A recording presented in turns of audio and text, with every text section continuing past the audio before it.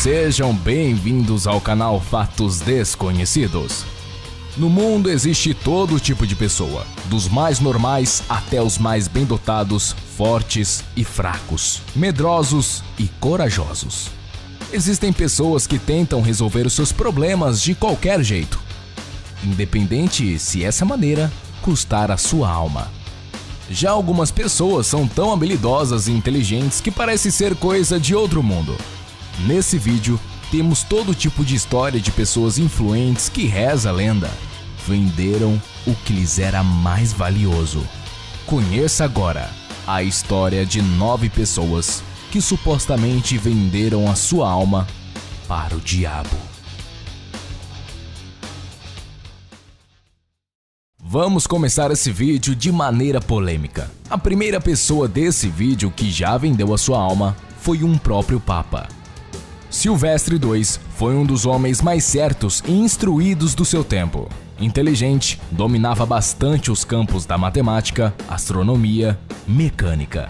Ele também é conhecido por ter inventado o relógio de pêndulo e a introdução dos algarismos arábicos para a Europa Ocidental. Ele também escreveu diversos livros sobre ciências exatas, naturais, música, teologia e filosofia. Ele era tão inteligente, mas tão inteligente, que depois da sua morte os boatos começaram a surgir. Muitas pessoas, até mesmo os próprios membros da igreja, questionavam sua capacidade. Seja por inveja ou não, as pessoas diziam que sua inteligência era graças a um pacto com o tinhoso, que não tinha como uma pessoa normal ser tão capacitado. Niccolò Paganini é um dos violinistas mais virtuosos que já existiu.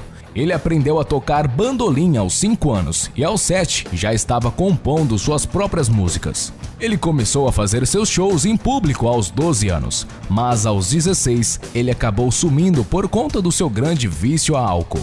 Aos 22, Niccolò ficou sóbrio e se tornou um verdadeiro ícone da música no século XVIII. Rezam os historiadores que Paganini era capaz de tocar de uma maneira que é praticamente impossível até hoje, mesmo com muitos equipamentos e com instrumentos mais elaborados. Com 23 anos, ele compôs 24 músicas e seu modo de tocar era tão insano que outros violinistas não conseguiam reproduzir as suas composições. O público ficava tão emocionado ao ver Paganini tocar que eles frequentemente caíam em lágrimas. Uma de suas mais famosas peças musicais foi chamada de Dança das Bruxas. Desse modo, o seu público acreditava que Paganini fez um pacto com o diabo para realizar demonstrações sobrenaturais de técnica. Alguns espectadores ainda afirmaram ter visto o diabo em pessoa, o ajudando durante suas apresentações.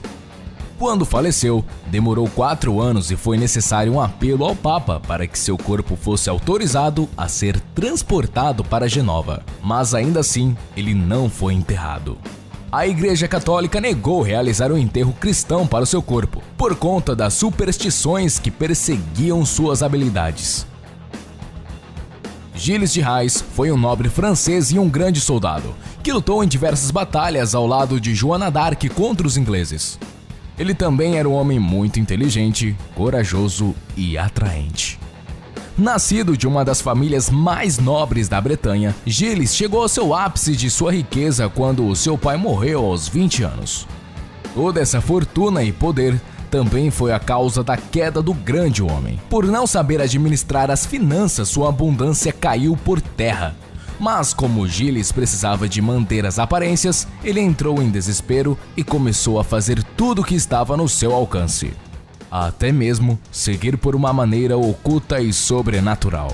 Desse modo, ele recebeu dicas de um homem chamado Francesco Prelati, que prometeu ajudá-lo a recuperar a sua fortuna.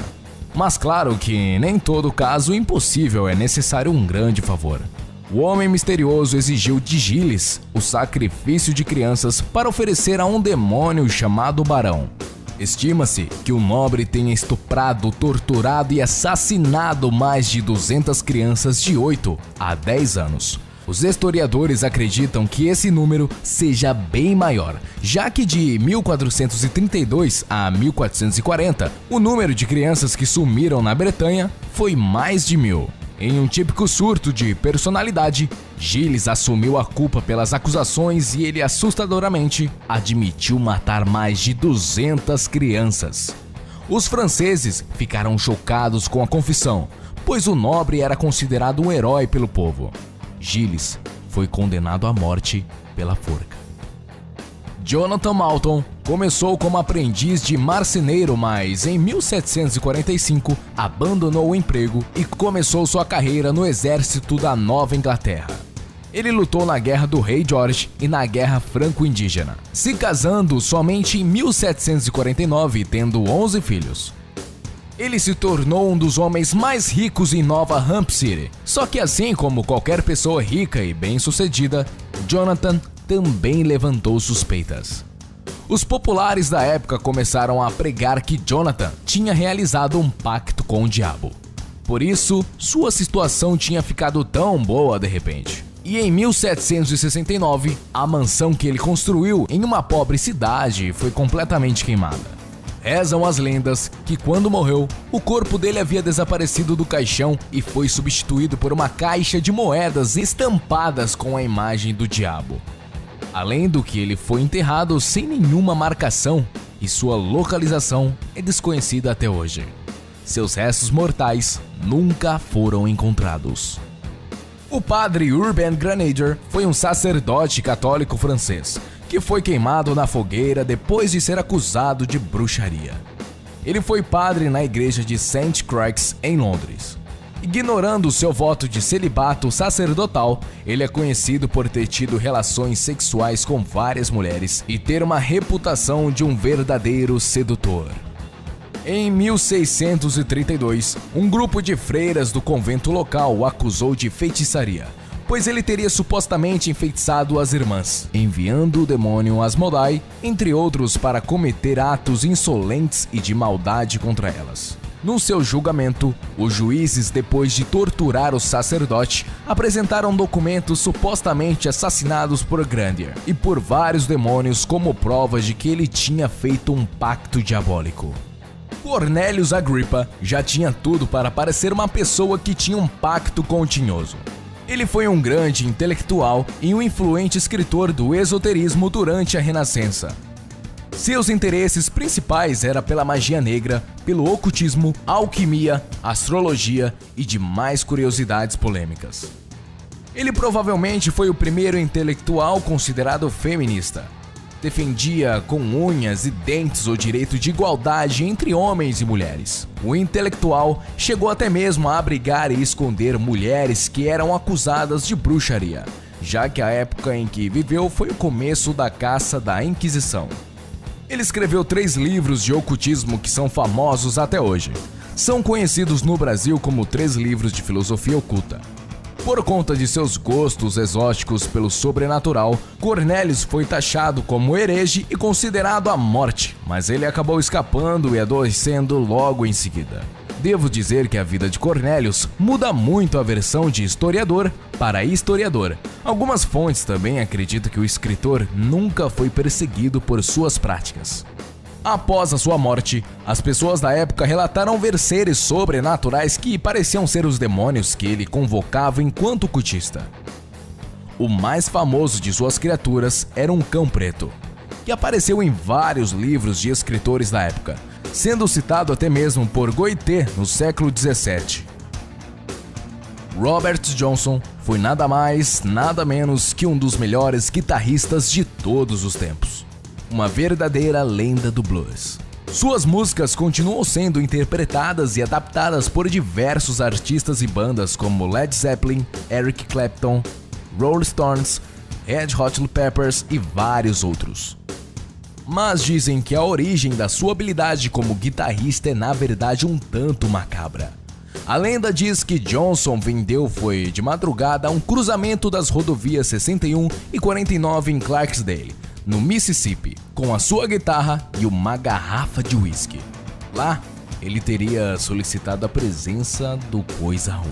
Quando um ser negro alto e bem vestido, apareceu. Johnson sabia que aquele era o diabo em pessoa. Então o demônio pegou e afinou a sua guitarra, devolvendo para ele logo em seguida. Foi assim que Johnson vendeu sua alma para poder ser o melhor guitarrista do seu tempo. Depois que o demônio batizou a sua guitarra, ele começou a ir nas gravações, se tornando um sucesso até os dias de hoje. Na época, o músico não parecia se importar muito com os seus rumores. Na verdade, ele até incentivava seus fãs, dizendo que ele tinha de fato um pacto com o príncipe das trevas. O rumor também ajudou a aumentar a sua já alta popularidade. Ele produziu 6 discos antes da sua morte, e ele fez parte dos artistas que caíram na maldição dos 27 anos, falecendo também nessa idade. E isso também é um mistério até hoje, por conta que seu atestado de óbito estava escrito apenas sem médico. Então, nenhuma causa jamais foi constatada. Como se não bastasse, a sua cova foi anônima e até hoje permanece um verdadeiro mistério, contendo apenas uma cova simbólica no Mississippi, com o desenho de sua guitarra e os seguintes dizeres: descansando no blues. Johann Georg Faust foi um alquimista, astrólogo e mago da época do Renascimento alemão.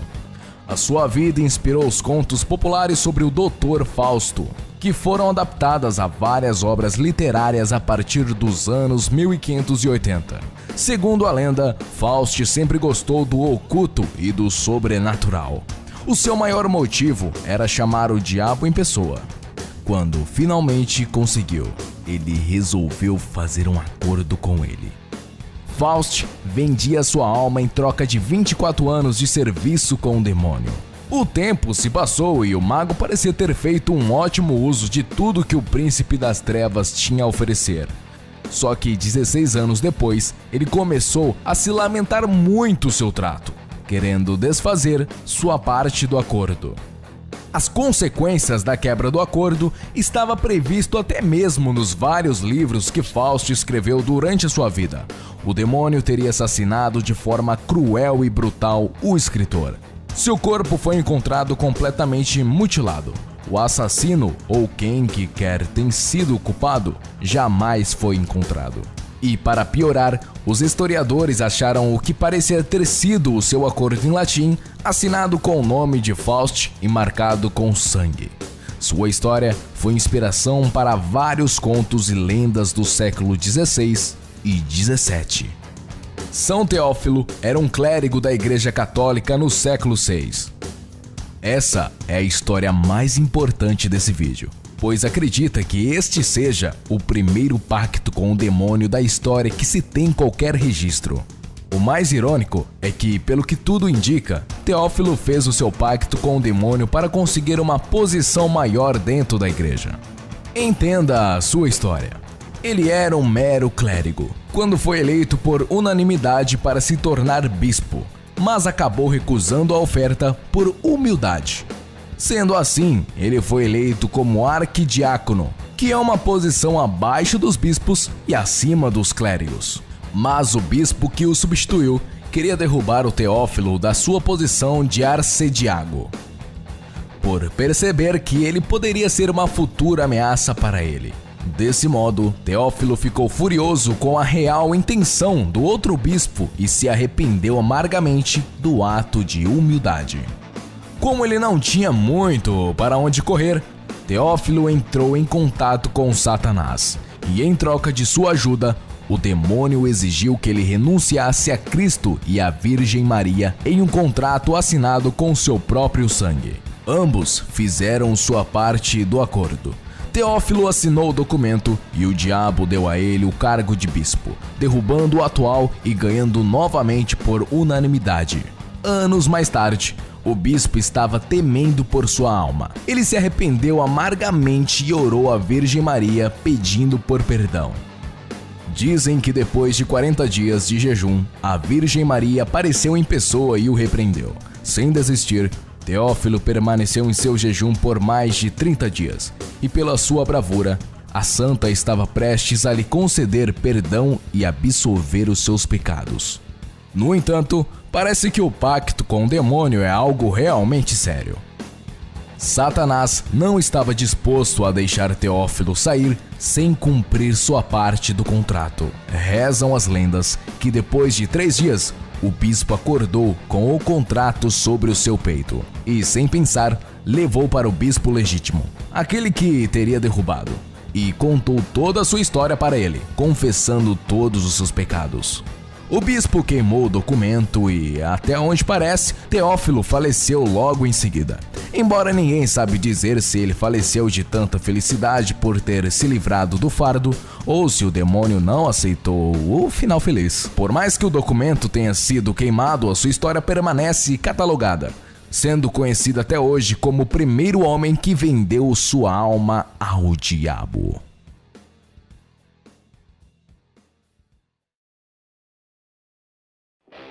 Fala aí, seus curiosos, beleza? Bom, eu sou o Léo e esse foi o vídeo de hoje do canal Fatos Desconhecidos. Se você gostou, então já pegue esse dedinho e mete aí no like, beleza?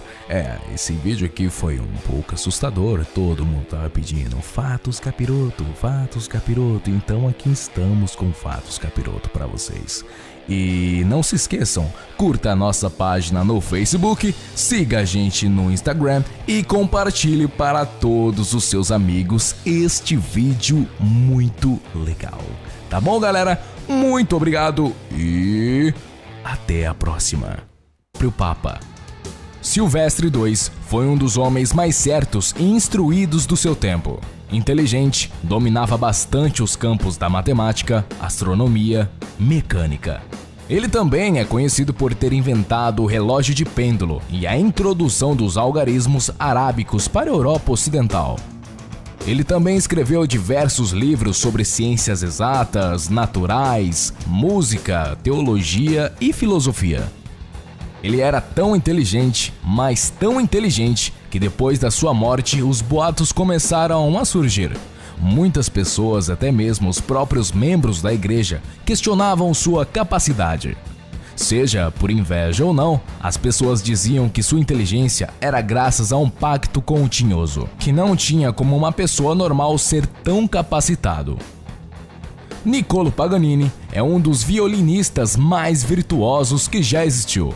Ele aprendeu a tocar bandolim aos 5 anos e aos 7 já estava compondo suas próprias músicas. Ele começou a fazer seus shows em público aos 12 anos, mas aos 16 ele acabou sumindo por conta do seu grande vício a álcool.